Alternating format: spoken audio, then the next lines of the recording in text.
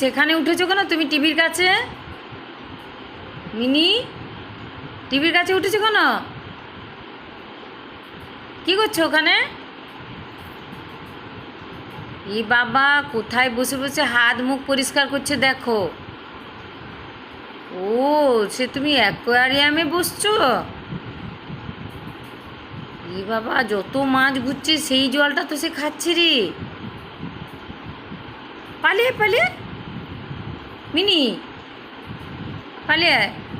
ওখানে বসিস না, নেমে যা নেমে যা।